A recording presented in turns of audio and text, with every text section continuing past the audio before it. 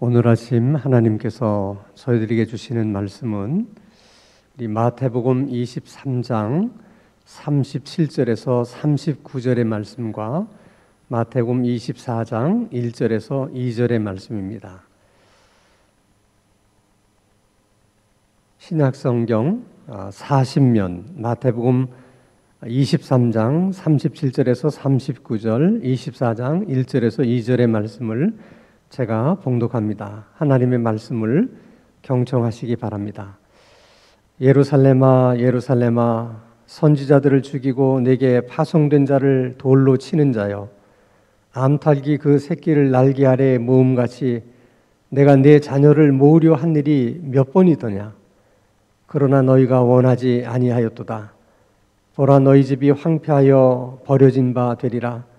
내가 너희에게 이르노니 이제부터 너희는 찬송하리로다. 주의 이름으로 오시는 이여 할 때까지 나를 보지 못하리라 하시니라. 예수께서 성전에서 나와서 가실 때 제자들이 성전 건물을 가리켜 보이려고 나오니 대답하여 이르시되 너희가 이 모든 것을 보지 못하느냐. 내가 진실로 너희에게 이르노니 돌 하나도 돌 위에 남지 않고 다 무너뜨려지리라. 아멘. 피조물인 인간이 창조주인 하나님을 알 수 있을까? 알 수 없습니다. 인간의 이성으로 아무리 연구하고 탐구를 한다 하더라도 하나님은 그렇게 해서 알려지는 하나님이 아니세요. 그렇게 해서 알 수 있는 하나님도 아닙니다. 그럼에도 불구하고 우리가 이성으로 연구하고 탐구하면 우리가 하나님을 그래도 알 수 있게 될 것이다.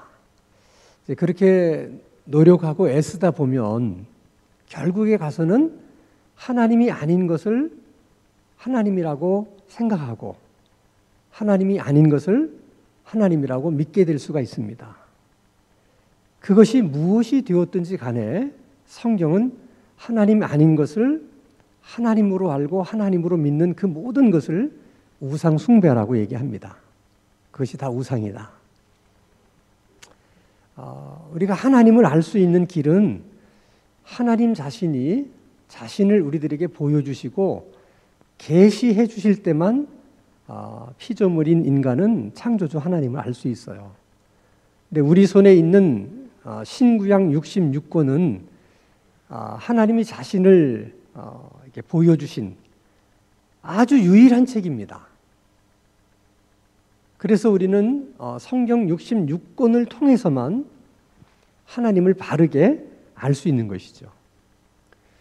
사실 여러분, 피조물 된 입장에서 하나님이 누군지를 안다는 것은 그 자체가 엄청난 영광스러운 일이고 또 복된 일입니다. 피조물인 인간에게는 하나님을 아는 것만큼 더 큰 영광스러운 일이 없고 더 큰 복이 없어요. 그래서 우리가 예배를 소중하게 생각하고 또 중요하게 여기는 것입니다. 왜냐하면 이 예배 시간을 통해서 우리가 하나님의 말씀을 들을 수 있기 때문에. 그래서 요한계시록 1장 3절 말씀에 보면 이 예언의 말씀을 읽는 자와 듣는 자와 그 가운데 기록한 것을 지키는 자는 복이 있나니 때가 가까움이라.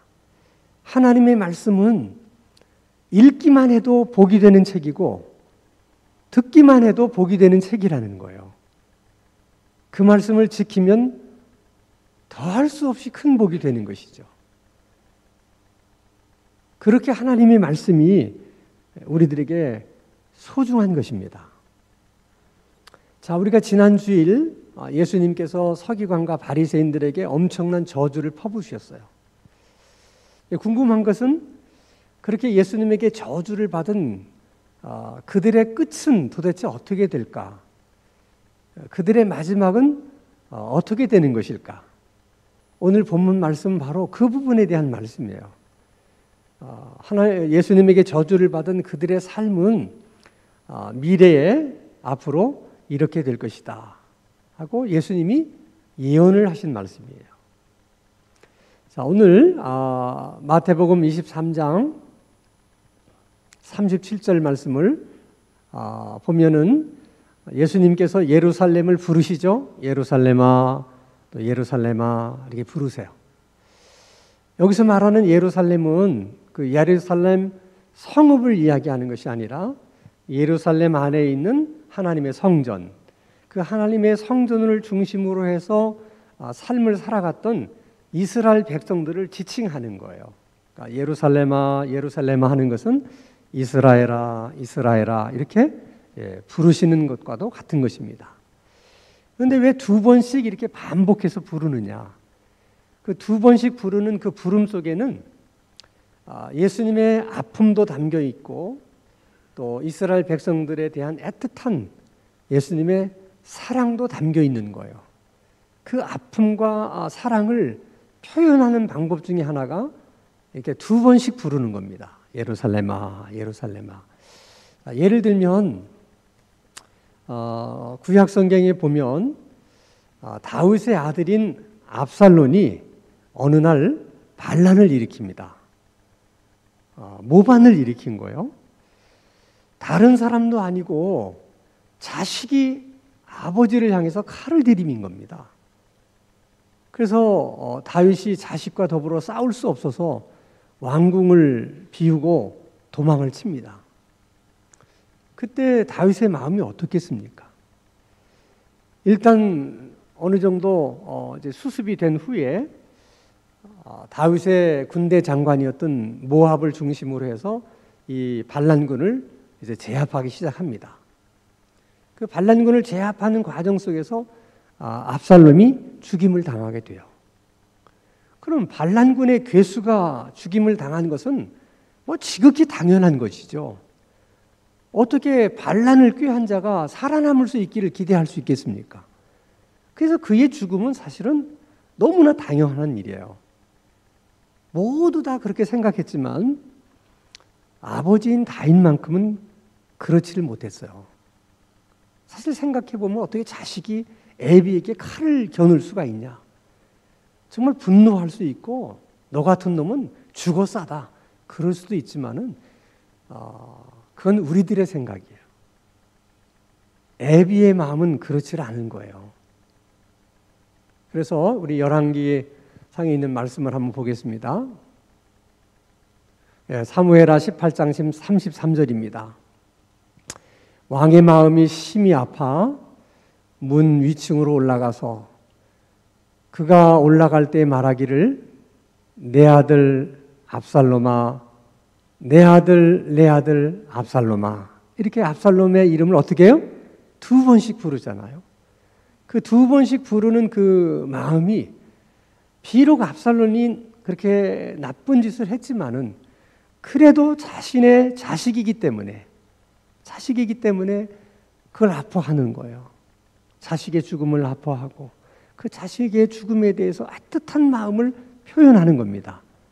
지금 예수님이 예루살렘아 예루살렘아 부르는 것이 지금 다윗이 압살롬아 압살롬아 부르는 그 심정과 너무 유사한 거예요.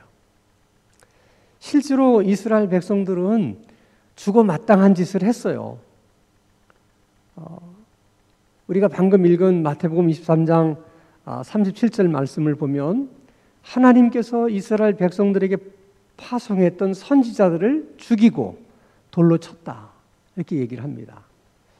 사람을 돌을 던져서 돌로 때려 죽이는 경우는 그것은 흔히 있는 일이 아니에요.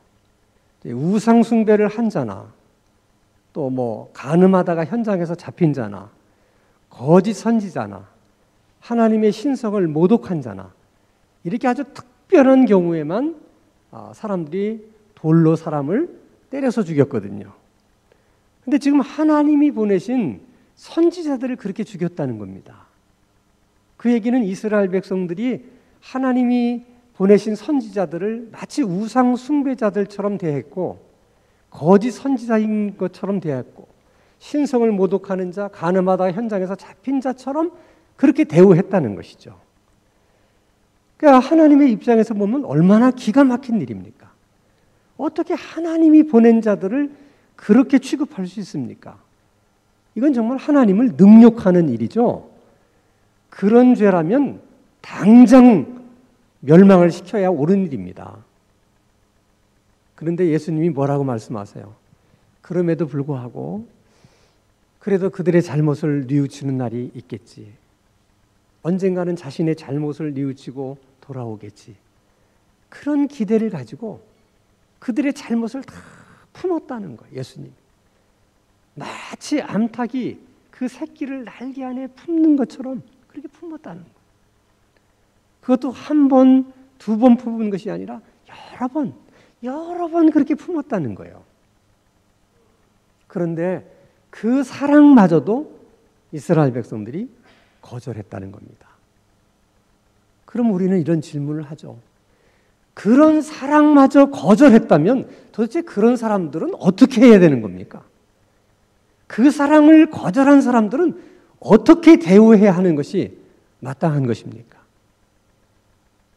이것이 지금 예수님과 제자들의 대화 속에서 시작이 돼요. 그래서 마태복음 24장 1절 말씀을 보면 예수께서 성전에 서서 나와서 가실 때 제자들이 성전 건물들을 가리켜 보이려고 나오니, 이것은 제자들이 성전을 주제로 예수님과 뭔가 대화를 하고 싶었다는 거예요. 그럴 수밖에 없었던 것은 제자들은 대부분 갈릴리 사람들이잖아요. 사실 성전을 구경할 수 있는 기회가 그렇게 많지 않았는데 막상 성전에 와서 정말 성전을 가까이에서 보니까 너무 화려하고 웅장한데, 이런 성전이 자기들에게 있다는 게 너무 자랑스러워서, 그래서 지금 성전을 주제로 뭔가 예수님하고 대화를 하고 싶었던 거예요. 자, 우리가 잘 아는 것처럼 성전은 솔로몬이 처음으로 지었습니다. 솔로몬이 그 성전을 지을 때만 하더라도 정말 최선을 다해서 성전을 지었기 때문에 그 당시로서는 가장 큰 건축물이고 가장 화려한 건축물이었어요. 근데 바벨론 사람들이 침공에 들어오면서 그렇게 아름답고 화려했던 예루살렘 성전을 완전히 파괴를 합니다.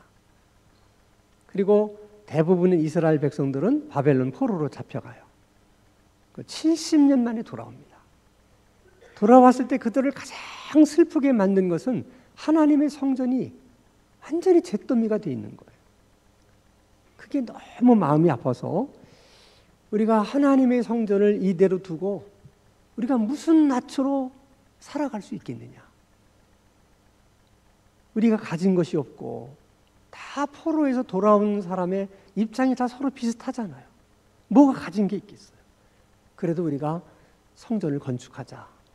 그래서 많은 시간에 걸쳐서 성전을 건축해요. 스룹바벨이라고 하는 선지자가 그 일을 주도했기 때문에 그 성전을 스룹바벨 성전이라고도 말하고 제2성전이라고도 말합니다.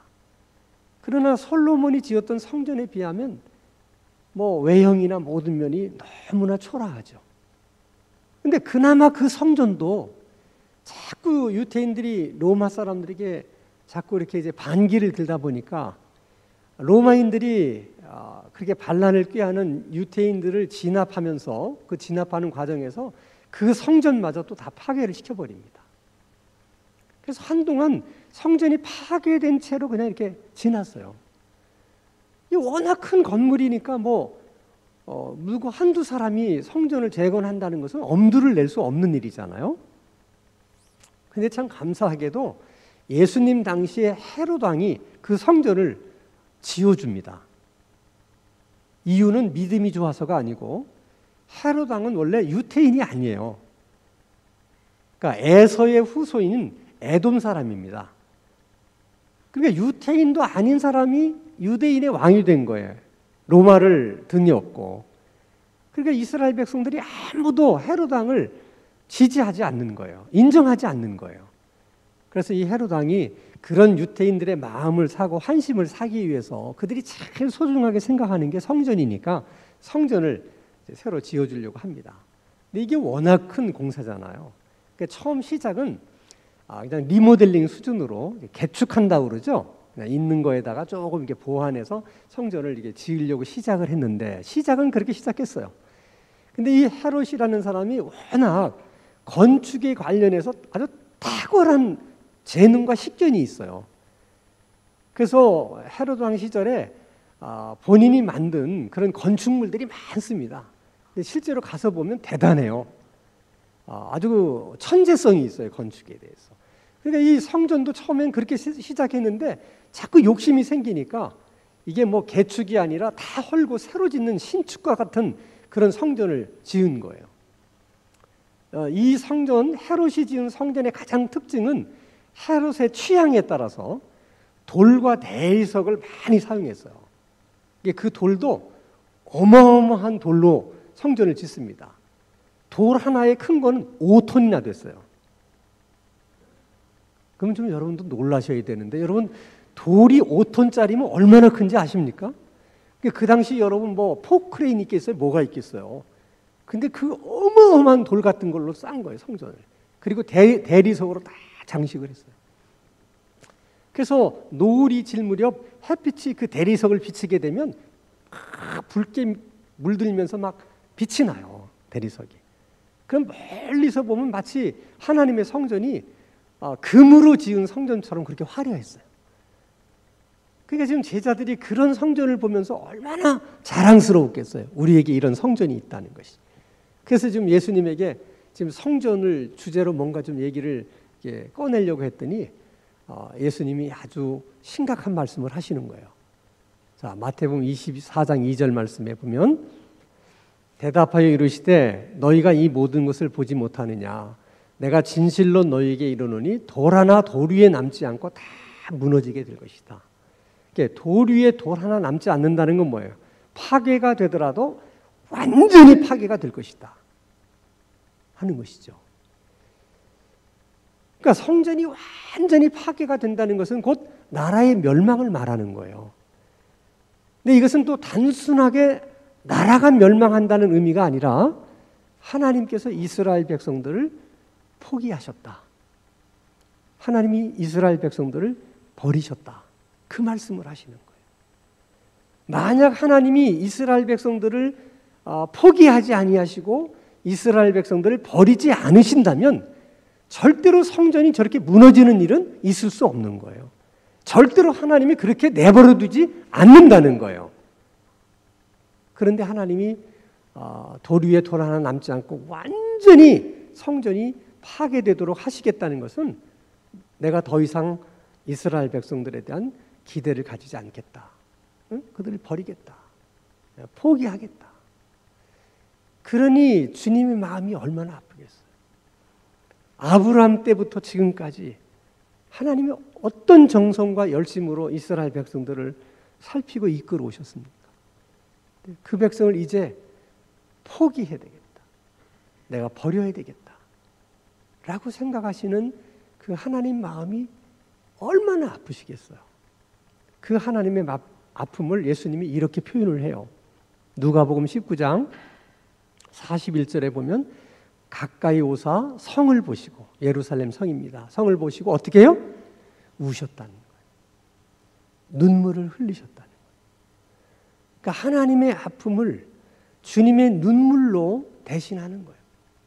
그러니까 하나님의 아픔이 이런 것이라는 것을 주님의 눈물로 주님이 보여주신 거예요.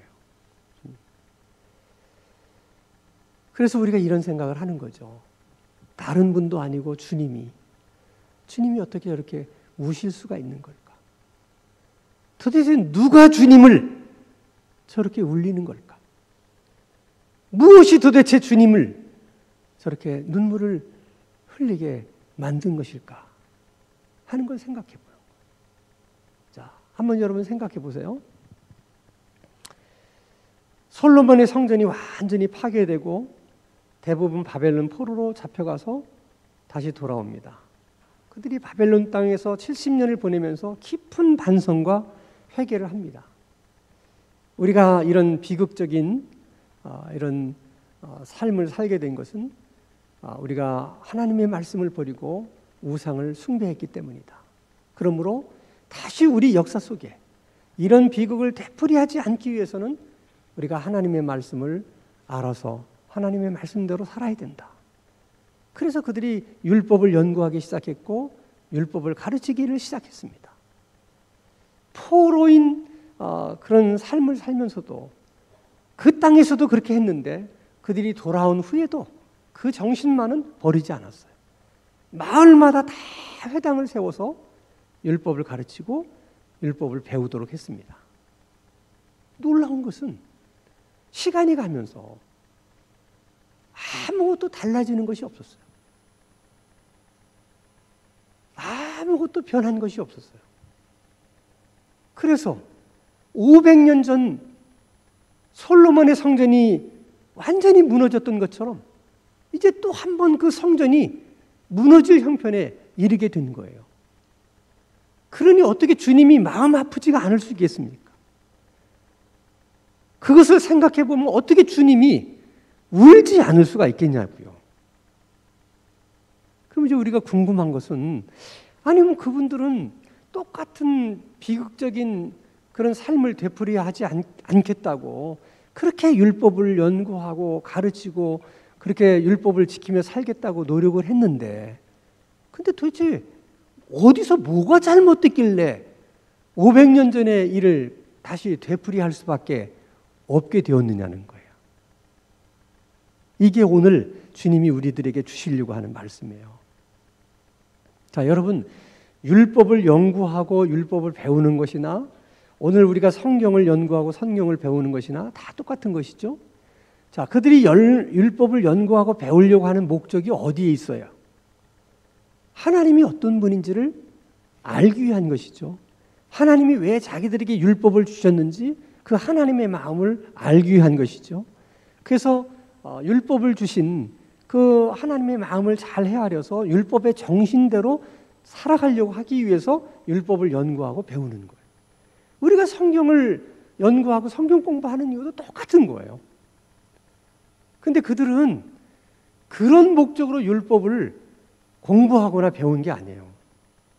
그냥 하나님이 주신 율법을 우리가 잘 지키면, 하나님의 기준에 합격만 하면 우리는 하나님께 의롭다고 인정받을 수가 있다. 목적이 그거예요.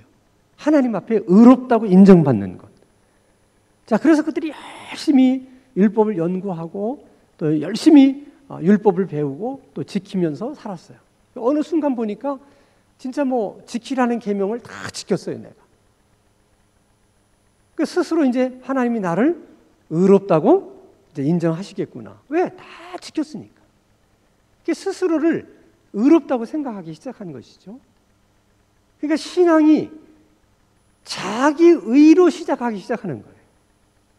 신앙생활을 자기 의로 하게 되면, 다시 말하면 자기 의가 믿음이 돼버리면 신앙생활이 이렇게 변해요.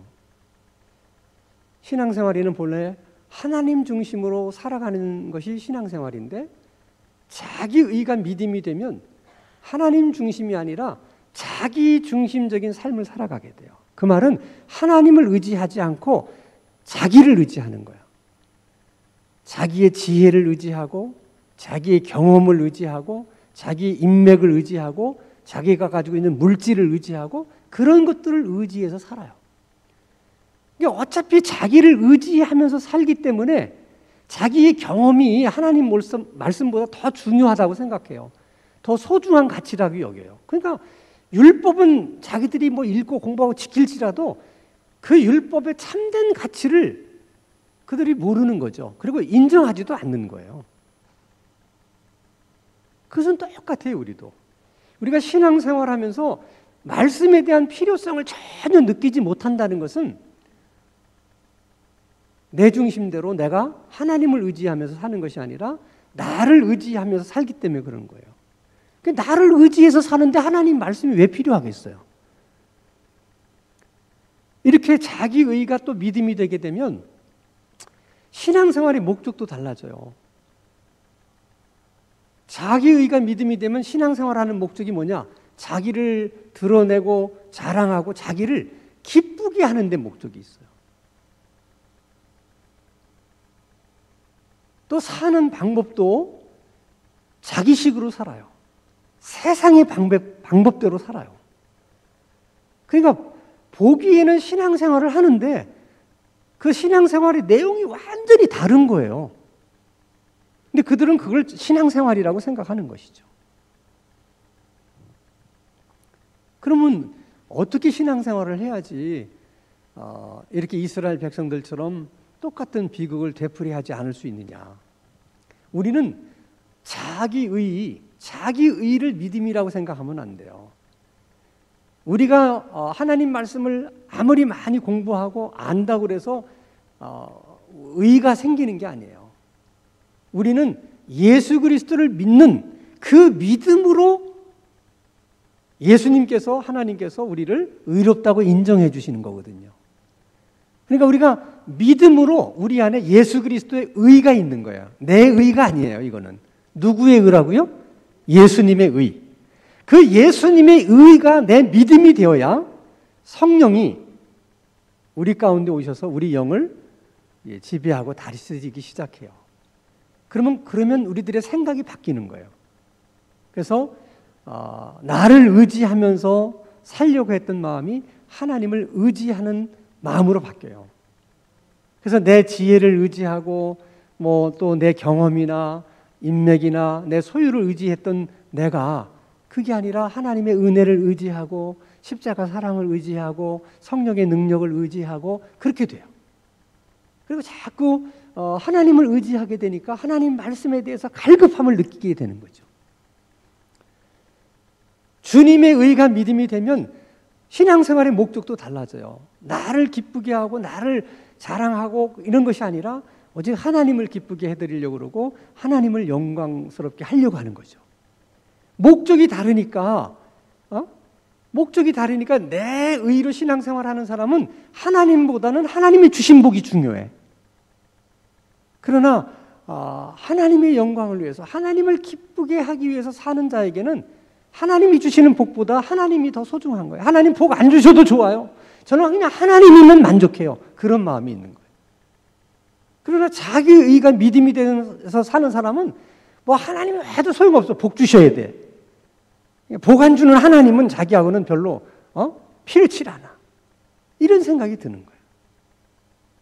방법도 내 방법대로 세상 방법대로 살지 않으려고 하니까 자꾸 하나님 앞에 묻고 하나님의 방법대로 살려고 하니까 자꾸 기도하게 되고 그래서 하나님 말씀에 순종하는 그런 삶을 살아가게 된다는 거예요. 근데 여러분 이런 신앙적인 원리에서 우리가 꼭 하나 알아야 될 것은 이 세상에는 이 우주에는 영적인 존재가 딱 세 개가 있어요. 하나는 하나님. 하나님은 영적인 존재입니다. 다른 하나는 천사예요. 그 천사가 타락한 게 마귀예요. 그러니까 같은 이제 영의 분류를 넣을 수 있어요. 하나님의 영이 있고 천사의 영이 있고 마귀의 영이 있어요. 그 다음에 인간의 영이 있어요. 딱 이 세상에는 영적인 존재는 세 가지 또는 네 가지로 볼 수 있는 거죠. 근데 인간의 영은 아주 독특해요. 인간의 영은 인간의 영으로만 존재하지를 않고 육체와 함께 존재를 해요. 인간의 영은. 또 인간의 영은 하나님의 영이나 천사의 영처럼 영 자체로는 존재를 못해요. 반드시 인간의 영은 다른 영과 이렇게 함께해서 존재를 하는 거예요. 독자적으로 존재가 안 돼요. 인간의 영은. 그러니까 뭔가를 다른 영을 받아들여야 돼. 인간의 영은. 본래 하나님의 의도는 인간의 영 속에 성령을 받아들여서 그 성령과 함께하는 그 영, 그 인간의 영을 하나님이 생각하신 거예요. 그래서 처음 인간을 창조할 때 하나님께서 하나님의 영을 이제 사람에게 불어넣으신 거죠. 그래서 이제 영이 되었다고 말하는 거죠. 영이 되었다고 말해요. 그런데 우리가 사람은 자기가 원하든 원치 않든 간에 인간이 영은 다른 영을 받아들이게 돼 있거든요. 근데 만약에 성령을 받아들이지 못하고 세상의 영을 받아들이고 더러운 영을 받아들이게 되면 어떻게 되느냐? 서기관과 바리새인처럼 되는 거예요. 그래서 요한복음 8장 44절 보면 이렇게 말해요. 너희는 너희 아비 마귀에서 났다. 네 애비가 마귀라는 거예요. 그 얘기는 너희들의 영이 벌써 마귀의 영과 이게 하나가 돼서 너희들이 그 마귀의 영을 받기 때문에 너희들의 신앙생활을 그렇게 하는 것이라고 지금 예수님께서 진단하신 거예요. 진단하신 거예요. 그렇기 때문에 우리가 항상 하나님의 영을 의지하지 않고 자꾸 내 의를 가지고 신앙생활을 하려고 하다 보면 우리 영에 다른 영을, 성령이 아닌 다른 영을 이렇게 이제 부르게 되는 그런 가능성이 있는 것이죠. 그러면 자기 딴에는 신앙생활을 잘한다고 해요. 항상 서기관과 바리새인처럼 시작은 좋은데 결국 나중에 가보면 하나님을 거역하고 주님의 교회 공동체를 깨트리고 결국은 그렇게 돼요. 본인은 그것이 다 신앙 때문이라고 생각하는 거예요. 다 서기관과 바리새인들이 신앙 때문에 예수를 죽인 거거든요. 이게 굉장히 무서운 얘기예요. 주님의 눈물은 그때만 흘리신 게 아니에요. 지금도 예수 믿는 우리들을 보면서 제대로 살지 못하는, 주님의 마음을 아프게 하면서 사는 우리들의 삶의 모습을 보면서 많이 아파하세요. 그래도 주님은 그래도 포기하지 않고 그래서 우리를 기다리시죠. 언젠가는 돌아올 것이다. 언젠가는 그래도 자기의 잘못을 뉘우치고 또 하나님께로 올 것이다. 이렇게 기다리면서 우리가 당장 같으면 하나님이 뭐 큰 벌도 내리시고 막 그럴 것 같지만 그러지 않으시고 다 우리를 품어주세요. 그것도 한 번이 아니에요. 또 한 번 품고 또 한 번 품고 여러 번 품으세요. 근데 그 사랑마저 우리가 거절해버리면 너무 주님이 마음 아파하시는 거예요. 그 사랑마저 거절하게 되면 그 후에는 어떤 일이 생길 건가, 그 결과가 어떻게 될 것인가를 주님이 너무나 잘 아시기 때문에 우시는 거예요. 그래서 우리가 생각해 보면 주님을 울게 한다는 것, 주님의 눈에서 눈물을 흘리게 한다는 것이 예수 믿는 사람의 입장에서 보면 그것처럼 가슴 아픈 일이 없는 거예요. 어쩌다 내가 주님을 울게 만드는가? 어쩌다 내가 주님을 눈물을 흘리게 하는 걸까? 그래서 정말 우리는 그걸 정말 아파하면서 주님께 오히려 주님, 이제 주님의 눈물을 저에게 주십시오. 이제는 주님이 우시는 게 아니라 제가 울겠습니다. 돌이키지 못하는 교만한 내 자신을 보면서 울겠습니다.